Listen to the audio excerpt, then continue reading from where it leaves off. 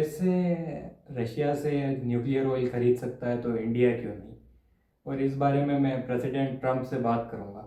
ये स्टेटमेंट है रशिया के प्रेसिडेंट पुतिन की, जब उन्होंने एक इंडियन मीडिया हाउस को अपना इंटरव्यू दिया था। 4 दिसंबर 2025 पीएम मोदी खुद सारे प्रोटोकॉल्स तोड़कर पुतिन को पालमपुर एयरपोर्ट पर रिसीव करने जाते हैं।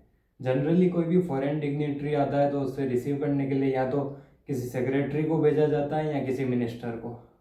हेड ऑफ द स्टेट खुद कभी नहीं जाते हैं। हालांकि पीएम मोदी ये पहले भी कई वर्ल्ड लीडर्स के साथ कर चुके हैं, जैसे कि डोनाल्ड ट्रंप, बेंजामिन नेतन्याहू या फिर शेख हसीना। पर इस बार इसको इतना सीरियसली इसलिए लिया जा रहा है क्योंकि यूएस लगातार इंडिया को प्रेशराइज कर रहा है कि उससे अपने रिलेशंस को रिव्यू करना पड़ेगा रशिया के साथ। और इसी वजह से उसने भारत पर 50% टैरिफ्स भी लगाए हैं, जिसमें से 25% टैरिफ्स तो सिर्फ एक पेनल्टी है जो इंडिया पर लगी है क्योंकि वो रशिया से ऑयल खरीद रहा है। इस बात से कोई ज़्यादा फर्क नहीं पड़ा मोदी जी को, उन्होंने एयरपोर्ट पर जाकर ये दिखा दिया। और इसके बाद दोनों लीडर्स एयरपोर्ट से निकले और एक ही गाड़ी में जाते हुए नजर आए। आप पीएम मोदी और पुतिन के बॉन्ड का अंदाज़ा इस ट्वीट से भी लगा सकते हैं जो पीएम मोदी ने किया है। पुतिन इंडिया में 23rd इंडिया रशिया समिट के लिए आए हैं और उनके साथ एक बहुत बड़ा रशियन डेलीगेशन आया है, जिसमें रशिया के डिफेंस मिनिस्टर भी शामिल है, जिनकी मीटिंग इंडियन डिफेंस मिनिस्टर के साथ होगी।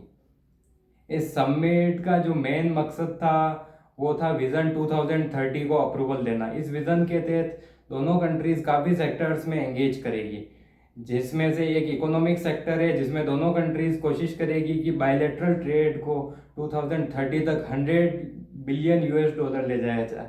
और साथ ही न्यूक्लियर सेक्टर में, जिसमें रशिया ये गारंटी दे रहा है इंडिया को कि ऑयल सप्लाई में कोई अनइंटरप्शन नहीं होगा। और साथ ही साथ फर्टिलाइजर्स और पेट्रोकेमिकल्स की सप्लाई को लेकर भी बात हो रही है। इसके बाद अगर हम बात करें डिफेंस एंड टैक्स सेक्टर की, तो इसमें जॉइंट रिसर्च एंड डेवलपमेंट होगा, को मैन्युफैक्चरिंग होगी सिविलियन एयरक्राफ्ट्स की, मिसाइल सिस्टम्स की, और जो पुराने मिसाइल सिस्टम्स है जैसे कि S-400 उसके मेंटेनेंस की भी बात हुई है। साथ ही साथ एविएशन सेक्टर, एआई सेक्टर और एरोस्पेस में भी कोऑपरेशन की बात हुई है। और साथ ही साथ रशिया टेक्नोलॉजी भी ट्रांसफ़र करेगा इंडिया को। इसके अलावा कल्चरल और एकेडमिक टाइज भी इंप्रूव करने की बात हुई है, जिसके तहत इंडिया ई वीज़ा देगा रशियन टूरिस्ट को फ्री में 30 डेज के लिए।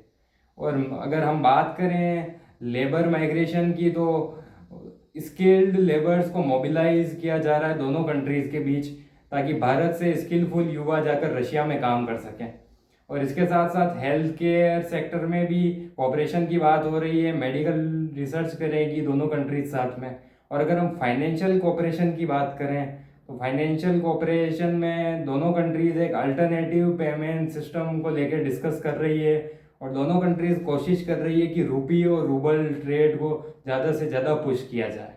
अगर हम बात करें कि इस पूरे समिट से इंडिया को क्या फ़ायदा हुआ है, तो सबसे पहले तो इंडिया ने अपनी स्ट्रेटेजिक ऑटोनॉमी को मेंटेन किया कि वो रशिया के साथ भी अलाइन रहेगा और वेस्ट के साथ भी, मल्टी अलाइनमेंट खासकर। और दूसरा, उसने अब ग्लोबल अनसर्टेनिटी के समय अपनी फर्टिलाइज़र और ऑयल सप्लाई को सिक्योर किया है। और अगर हम रशिया के पर्सपेक्टिव से देखें तो उसको एक इंडियन मार्केट का एक्सेस मिला है जो उसकी इकोनॉमी के लिए बहुत ज़रूरी है, स्पेशली इस वॉर पीरियड के वक्त जब वो ऑलरेडी वेस्टर्न सैंक्शंस को झेल रहा है। तो ये दोनों देशों के लिए काफ़ी फायदेमंद था। और इसके बाद दोनों लीडर्स ने एक जॉइंट स्टेटमेंट दिया, जिसमें पीएम मोदी ने एक बार फिर दोहराया कि भारत न्यूट्रल नहीं है, भारत पीस के पक्ष में है। और दोनों लीडर्स ने ग्लोबल टेररिज्म को लेकर कंसर्न जताया और इसमें पहलगाम हमले की भी निंदा की गई। और इसी के साथ हम समझते हैं कि ये काफ़ी एक फ़ायदेमंद मीटिंग रही दोनों देशों के लिए।